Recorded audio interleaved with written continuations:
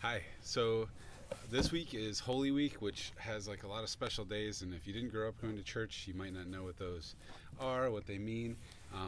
And on Thursday is Maundy Thursday, or Maundy Thursday. I don't even actually know how you say it, but I used to have no idea what that meant when I first started coming around to church, and now, I've learned that Maundy is it's from a Latin word that's similar to where we get our bless you, similar to where we get our phrase mandate, because on that Thursday was the Last Supper, and that's when Jesus said, "A new command I give you: love one another."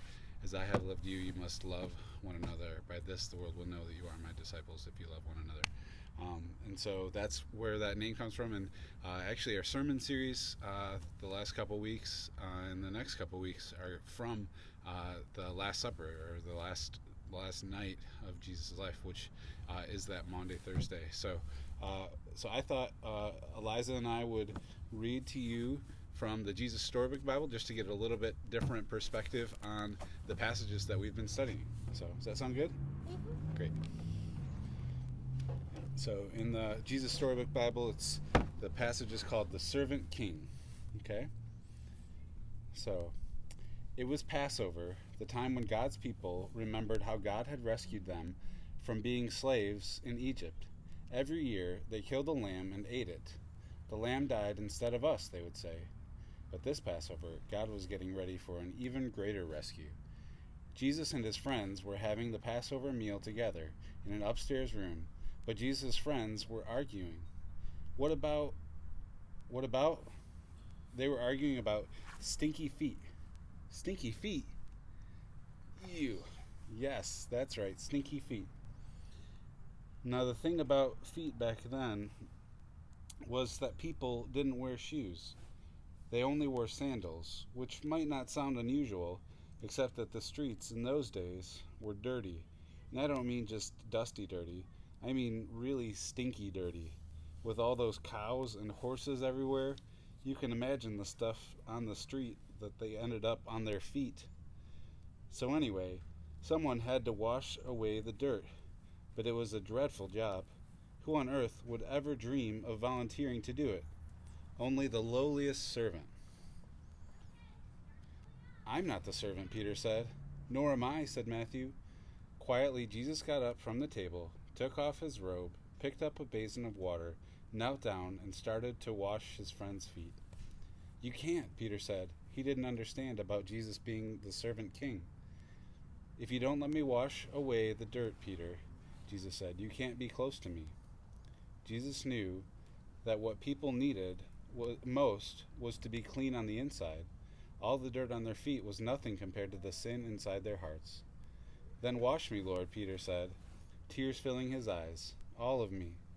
One by one, Jesus washed everyone's feet. I am doing this because I love you, Jesus explained. Do this for each other. Now, one of Jesus' friends had made a bad plan. No one else knew what the bad plan was, but Jesus knew, and so did Judas. Judas was going to help the leaders capture Jesus for 30 pieces of silver. Go on, Judas, Jesus said, and Judas got up from the meal, left the room, and walked out into the night. Then Jesus picked up some bread and broke it. He gave it to his friends.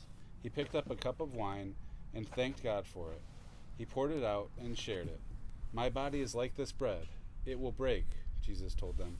This cup of wine is like my blood. It will pour out. But this is how God will rescue the whole world. My life will break, and God's broken world will mend. My heart will tear apart, and your hearts will heal. Just as the Passover lamb died, so now I will die instead of you. My blood will wash away all of your sins, and you'll be clean on the inside, in your hearts. So whenever you eat and drink, remember, Jesus said, I've rescued you.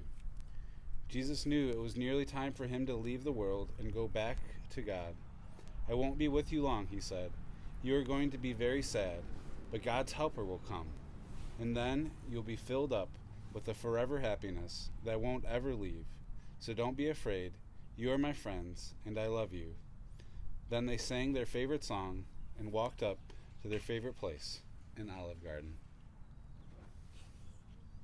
What do you think? Good? We hope that blesses you, and have a great day.